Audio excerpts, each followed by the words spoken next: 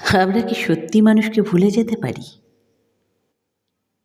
অল্প বা দীর্ঘ অভ্যেস ছেড়ে দিয়ে সহজেই বেরিয়ে আসতে পারি?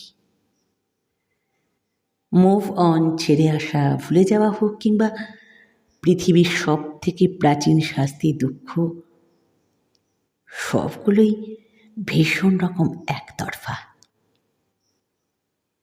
আমরা যাদের হারিয়ে কষ্ট পাই তারা আমাদের সেইভাবে হারায় না কোনো দিনই। এমনকি আমরা যতটা ভালোবাসার তীব্রতা নিয়ে জড়িয়ে পড়ি, উল্টো দিকের মানুষটা সেইভাবে জড়িয়ে পড়তে পারে না কোনো দিন। আমরা দিনের পর দিন ভেঙে যাওয়া মনটা জোড়াতালি দিয়ে নতুন করে তৈরি করি উল্টো দিকের মানুষটার খানিক মনোরঞ্জনের জন্য। তারা কিন্তু দিব্যি অন্য হাত ধরে অন্য কোনো শহরের অলিগলিতে হেঁটে যায় হাসি মুখেই।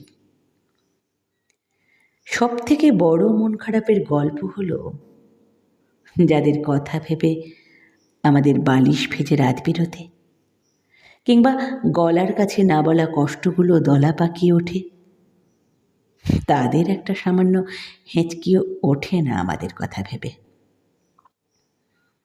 তাদের জীবনে দিব্যি অন্য ফুল ফোটে, সকালে বসন্ত নামে দিন দুপুরে।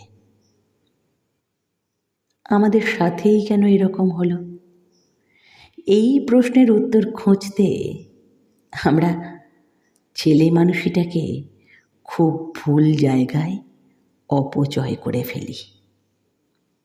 আস্তে আস্তে রাগ, মন খারাপ, ভালো লাগা, খারাপ লাগাগুলো নিজের মনের মধ্যে লুকিয়ে রাখাকেই আমরা ম্যাচিউরিটির নাম দিই। সেই ম্যাচিউরিটির অদৃশ্য কলার উঁচিয়ে ঘুরে বেড়াতে গিয়ে আমরা ভুলে যাই যে এরকম ম্যাচিউরড হতে আমরা চাইনি কোনো দিন। এই মুহূর্তে মানসিক নির্লিপ্ততাকে ম্যাচিউরিটি ভেবে আমরা এগিয়ে যাই।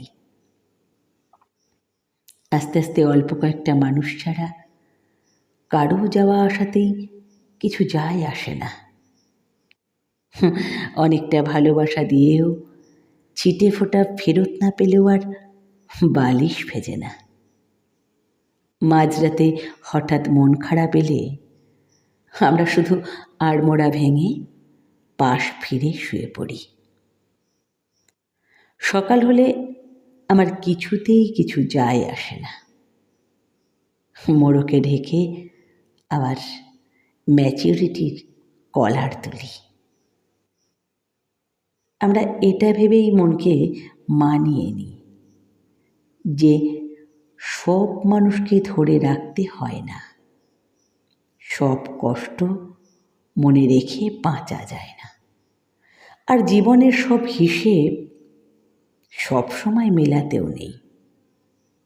আসলে নিজের অজান্তেই উল্টো দিকের মানুষের জন্য অপেক্ষা করতে করতে আমরা অভিমানটুকু করার ইচ্ছেও হারিয়ে ফেলি অজান্তেই। আমরা অভিমানটুকু করার ইচ্ছেও হারিয়ে ফেলি নিজেদের অজান্তেই।